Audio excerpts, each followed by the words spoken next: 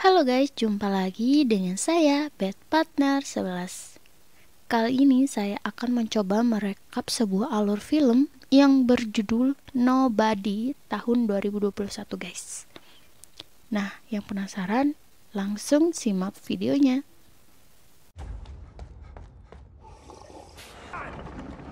Di scene awal ada seorang pria parubaya yang bernama Han. Di setiap harinya, kegiatan si Han ini tetap aja, ya itu aja yang dikerjakan guys. Dan pada suatu malam disinilah kehidupan si Han akan berubah. Dikarenakan ada dua orang yang ingin merampok rumah Han. Seketika itu Han tersadar bahwa rumahnya sedang dirampok. Melihat perampok itu melakukan aksinya, Han secara diam-diam mengambil tongkat golf. Han langsung mengambil tindakan untuk menghubungi seorang polisi, tetapi pencuri itu langsung menodongkan pistol ke arah Han agar Han tidak menghubungi polisi. Di saat itu pula pencuri itu mengambil uang dan jam tangan milik Han. Tiba-tiba, pada saat itu anak Han keluar nih. Marcel langsung menyerang salah satu pencuri tersebut.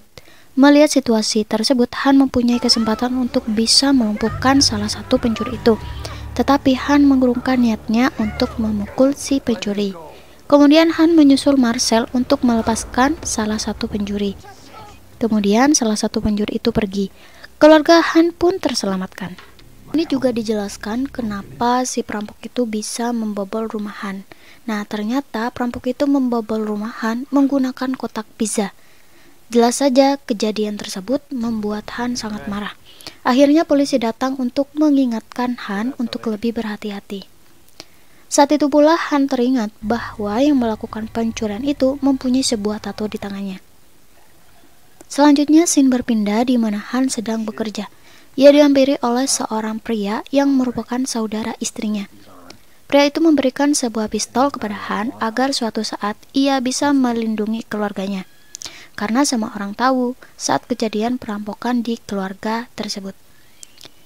Alasan Han tidak memukul pencuri itu karena pistol yang ditodongkan oleh si pencuri tidak ada pelurunya guys. Kemudian Han mengunjungi ayahnya yang sudah tua renta. Han menceritakan kepada ayahnya tentang kejadian yang menimpa keluarganya. Han kemudian pulang.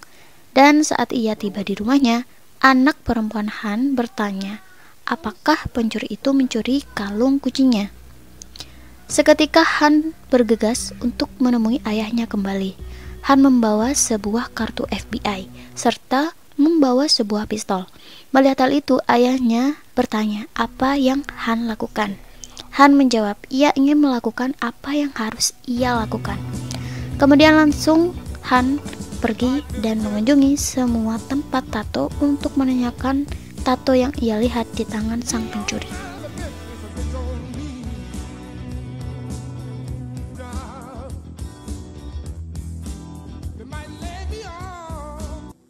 Dan pada akhirnya di tempat terakhir ia mendapatkan masalah dikarenakan yang mempunyai tempat tato itu mengetahui bahwa kartu identitas FBI milik Han sudah hilang masa jabatannya. Saat pria yang ada di sana ingin memukul Han, ia melihat sebuah tato di tangan kiri Han. Kemudian pria itu langsung pergi meninggalkan tempat tersebut.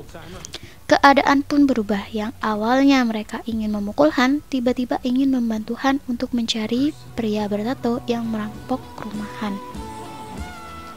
Setelah mendapatkan informasi, Han langsung menuju sebuah rumah perampok itu. Kebetulan mereka yang merampok rumah Han sedang makan malam. Tiba-tiba Han langsung masuk ke rumah tersebut dan memukul pria yang merampok rumahnya. Tanpa basa-basi, Han meminta jam tangan yang mereka ambil dari Han, serta meminta kalung kucing milik anak perempuannya. Namun mereka menjawab, mereka sama sekali tidak mencuri kalung yang Han maksud. Mendengar jawaban mereka, Han tidak percaya dan hampir menembak pencuri itu. Namun Han mengurungkan niatnya karena mereka mempunyai anak yang masih bayi. Setelah itu Han langsung meninggalkan pencuri itu dan melampiaskan kemarahannya dengan memukul tembok. Han pun pulang dengan menaiki sebuah angkutan umum, yaitu bis. Saat di tengah perjalanan, tiba-tiba sebuah mobil menabrak pembatas jalan dan membuat bis yang ditumpangi Han berhenti. Dari mobil itulah keluar sekelompok orang yang sedang mabuk dan masuk ke dalam bis. Han yang duduk di kursi belakang berjalan menuju sopir dan menyuruh sang sopir keluar dari bis agar tidak terjadi hal-hal yang tidak diinginkan.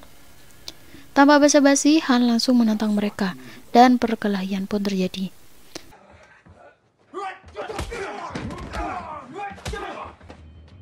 Han berhasil melumpuhkan mereka meskipun Han sendiri juga babak belur, guys.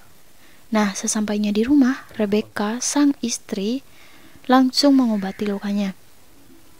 Scene berpindah di mana ada seorang yang bernama Aliski yang masuk ke sebuah bar dan mendatangi sekelompok orang yang merupakan teman bisnis Aliski. Aliski di sini adalah seorang bos dari organisasi bernama Osbak. Tiba-tiba Aliski menerima sebuah telepon bahwasanya sang adik berada di rumah sakit. Ternyata adik Aliski adalah orang yang menyerang Han di bis waktu itu. Melihat keadaan adiknya yang sekarat, Aliski sangat marah dan menyuruh anak buahnya untuk mencari sebuah informasi yang telah membuat adiknya masuk rumah sakit. Scene berpindah di mana Han beserta keluarganya sedang sarapan. Ia menerima sebuah telepon dari temannya dan memberitahukan bahwa yang ia pukul adalah adik dari Aliski.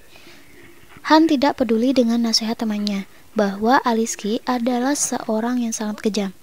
Setelah selesai berbicara dengan temannya, Han langsung menemui seseorang untuk menanyakan tentang Aliski. Pria tersebut memberikan informasi yang Han butuhkan. Di sisi lain, Aliski juga menelusuri informasi tentang Han. Aliski mengetahui bahwa Han mempunyai seorang ayah yang sedang dirawat di panti jompo. Namun di sini Aliski tidak merasa puas dan langsung menyuruh kepada anak buahnya untuk lebih menelusuri tentang Han. Namun seketika itu anak buah Aliski kaget saat mengetahui informasi masa lalu Han. Tanpa berpikir panjang, anak buah Aliski memberikan informasi tentang Han dengan wajah ketakutan hingga ia mengundurkan diri. Aliski langsung menyuruh anak buahnya untuk menangkap Han. Kebetulan Han sedang makan malam dengan keluarganya. Han sadar bahwa anak buah Aliski sedang menuju rumahnya dan menginstruksikan kepada anak dan istrinya untuk bersembunyi di sebuah ruangan rahasia. Tak lama setelah itu, anak buah Aliski menerobos masuk ke rumah Han dan perkelahian pun terjadi.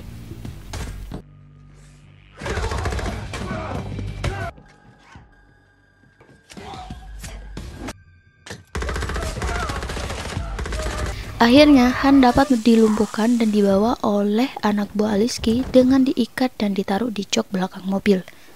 Di tengah perjalanan, Han terbangun dan tersadar bahwa ia dibawa oleh anak buah Aliski. Dengan susah payah ia berhasil melepaskan tangannya yang diikat. Kemudian Han mengambil sebuah alat pemadam kebakaran dan menyemprotkan ke anak buah Aliski. Hal tersebut menyebabkan mobil menabrak tiang dan mereka pun tewas. Han langsung berlari menuju ke rumahnya dan terpaksa Han harus memperlihatkan kejadian yang tidak seharusnya dilihat oleh anak dan istrinya. Han menyuruh istrinya untuk pergi ke tempat yang aman dan mengatakan bahwa ia akan kembali setelah masalah tersebut selesai. Han kemudian bergegas mengambil emas batangan miliknya, kemudian setelah itu pergi.